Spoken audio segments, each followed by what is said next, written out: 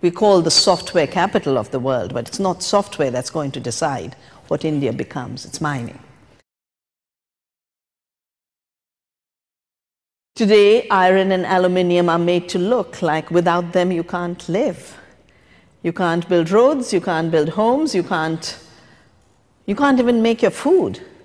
So much aluminium wrapping, and we are being told that we consume too little aluminium in India because, we believe in things like leaves and banana leaves. You finish a meal and you give it to the cow, and that's not good enough. We should have aluminium for chips and aluminium for wrappers.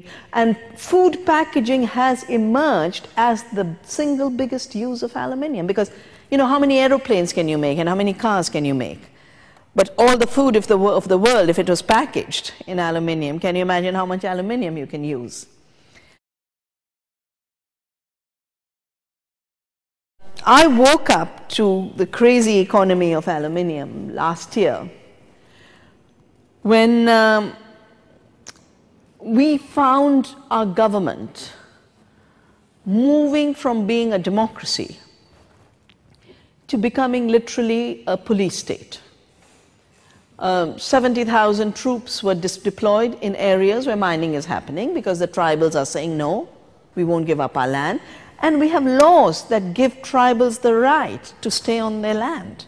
We have a law called the Panchayati Raj Extension to Scheduled Areas, which basically is local democracy, which makes the local community the highest authority to decide what happens to people's resources. And this law was passed in 1996. And one after the other, community after community said, no, we don't want the steel plant. We have good enough forests. We don't want this mine. We'd rather have our homes. And that's when the mining industry and the government started to really declare war against the tribals. New processes were unleashed. Directly the police arresting innocent tribals protesting to defend their land. And in the heartland of India, which is a region called Bastar and is now part of a new state called Chhattisgarh, the day the MOUs with the mining companies were signed, the next day a new militia appeared called Salva Judam, which means the purification movement, which was of tribals. They were armed and they were now killing other tribals, their brothers. And we realized that the only way to deal with it was make it visible. Make visible what was happening to the tribals and make visible what was happening in terms of the new violence in tribal areas. The violence that the state was creating along with the corporations, but also the response from the tribals where the Maoist and Naxalite movement started to grow. If they couldn't get their rights defended peacefully, they were going to arm themselves. 40% of India is today under Maoist rule. They call it the red zone. 40%. That's nearly half. Not governed by the state. And the more they lose territory, the more they become violent and push more people into becoming armed extremist movements because it's the only way people see as defending themselves when democracy is being killed.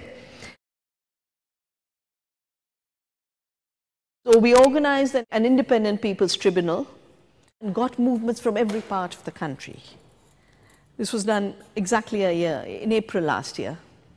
The movement fighting the mining of bauxite in this area called Niyamgiri. The Niyamgiri means the mountain that upholds the sacred law. And for the ancient Dongriya tribe, this is for real. And they said, if you tear this mountain down for mining bauxite, we are finished as a culture. Because everything that has meaning for us is defined by this mountain. But not just cosmologically, also ecologically, it's a source of 32 streams. Amazing diversity. They brought mangoes for me, I think 38 kinds of mangoes. And do you remember last year, towards the end of the year, maybe October, in Hungary there was a leak from an aluminium plant, what they call the red ponds. You remember the images? Now, the red ponds are the waste of aluminium production. For every 2 tons of bauxite mined, 1 ton becomes that toxic, lethal waste, which kills people. 6 people were killed in Hungary. More than 6 have been killed in the aluminium smelter of Vedanta near the Niyamgiri mountain in a village called Lanjigar. Aluminium is made to look so efficient, but if you look at what it takes to make it, for every ton of aluminium produced, 1,200 tons of water are used. 13,500 kilowatts of electricity is used, which mines coal somewhere else. And 13.1 tons of carbon dioxide are put into the atmosphere. If you start adding all of this, start adding the human rights violation, aluminium is too costly to have in our lives. And instead of pushing people with subsidies, with promotions to have more and more aluminium, we should really be reducing the aluminium use. Vedanta has got the government of India to declare a target of 15 kilograms per capita. We have 1 kilogram per capita. It's too little, we are too primitive.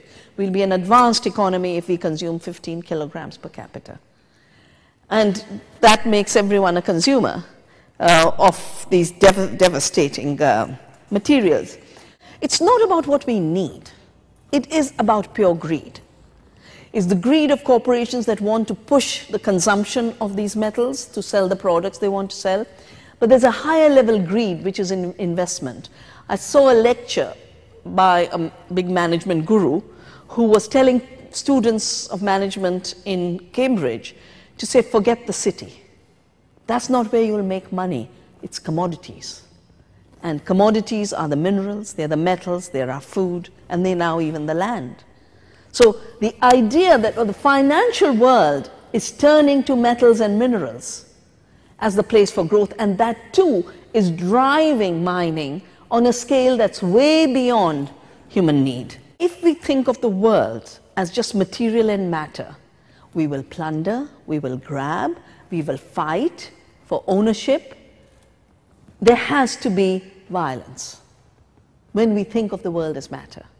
But when we think of the world and the earth as the very condition of our life, and we have a creative unity with her, then we will find joy in lowering our consumption, taking less to experience higher levels of joy. And I think that's the challenge that we have in starting to connect the dots around the issue of mining.